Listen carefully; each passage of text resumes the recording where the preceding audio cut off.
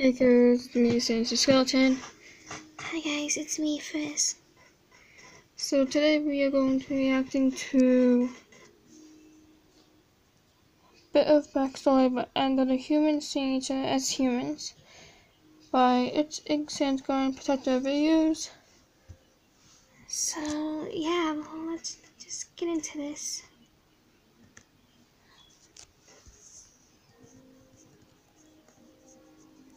Thank you first for adjusting the volume.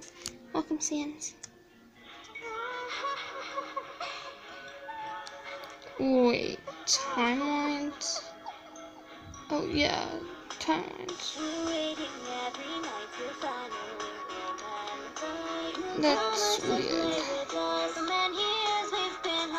I mean, that's kind of what it is. Wait, what? This is weird.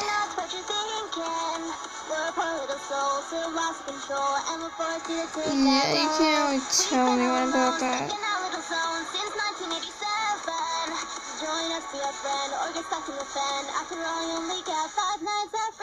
Wait, what?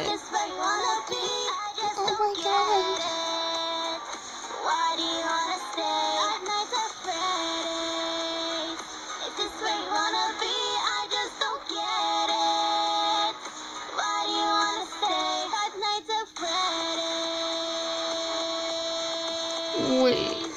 Wait, what? No, oh.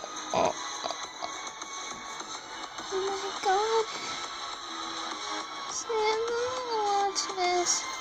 Kiddo, just close your eyes.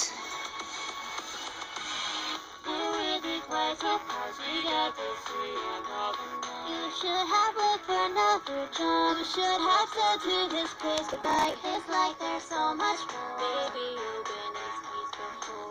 We remember a face like yours. Seem acquainted with those doors. Please let us get in. Don't lock us away. We're not what you're thinking. So that guy's name was Alex. We spent all alone, stuck in our little zone since 1987. Wait, why can't no one see them? Oh my god.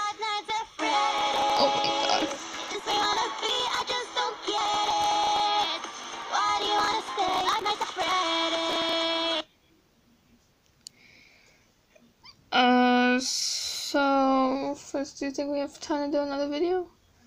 Yeah, I think so.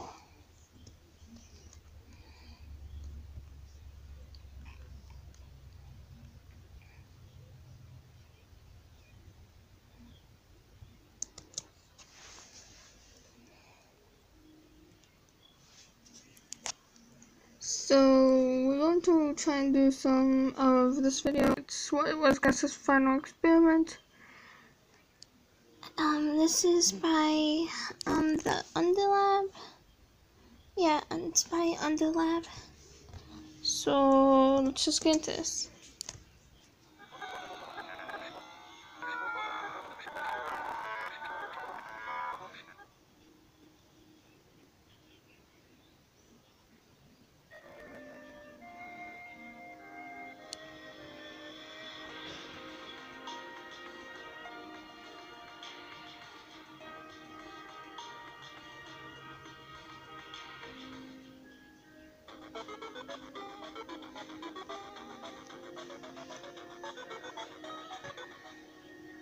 Hello and welcome back to Underlab. Gaster is Undertale's biggest mystery, with various secrets connecting to him and a plethora of fan theories that have tried time and time again to explain the mysterious former royal scientist. Still, no matter how many people claim to have found the truth, new details are always emerging and potential explanations are put to the test. One question rarely focused on, however, is the final experiment that Gaster carried out. In entry 17, an obscure piece of text written in wingdings that is thought to have been written by the scientist himself, he remarks on an interesting experiment relating to darkness. What was this, and what relation did it have to Gaster's eventual disappearance? Well, it's time to find out. So, let's take a look at Gaster's final experiment.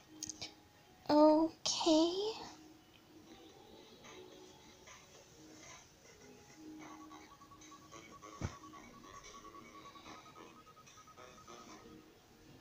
To start things off, let's take a quick look at some of the encounters featuring Gaster. I've been over most of this stuff before in my video titled Gaster's Final Secret Revealed, and so I won't dwell on it for too long. At the same time, a quick refresher can't hurt, and most of what I'm about to go into won't make sense without an explanation.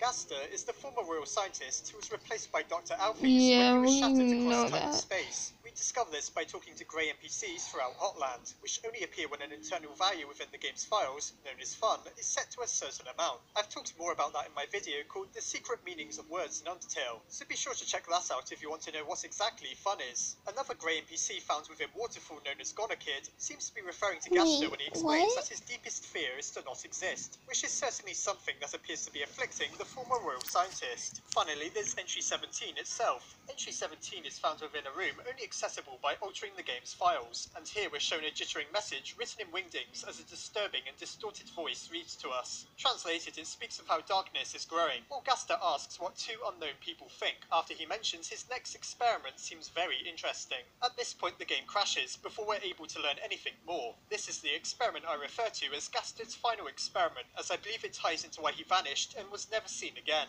Firstly, let's examine a key line within Entry 17, namely photon readings negative. Now, I'm no scientist. Wait a second, I am a scientist. Who wrote this script? Anyhow, let's try to keep things simple. Photons are responsible for carrying light, and therefore if photon readings are negative, that means there was no light during Gaster's experiment. Whatever he was looking at must have been pure darkness. In the real world, scientists have developed a material called Vanta Black, which is far darker than the colour black, due to how it absorbs almost all light that comes in contact with it. What Gaster was looking at must have been as dark as Vanta Black, or maybe even darker, to a point that real-life science hasn't reached. What's the darkest thing you can think of? To me, it's a black hole. Black holes have a gravitational field so powerful that no light can escape it. It sounds to me that Gaster was performing an experiment similar to the real-life Large Hadron Collider. In real life, there was huge concerns that the collider, made to test quantum theory, could generate a black hole. While this was mostly the result of scaremongering news and theories rather than facts, the Large Hadron Collider wasn't what Gaster was using. I am honestly that could indeed rip apart space and time and create a black hole. Now, there's a few details that need explaining if this is indeed true. For starters, the Large Hadron Collider is extremely large in order to generate the power it does. You may be wondering where Gaster's experiment is if it's so big.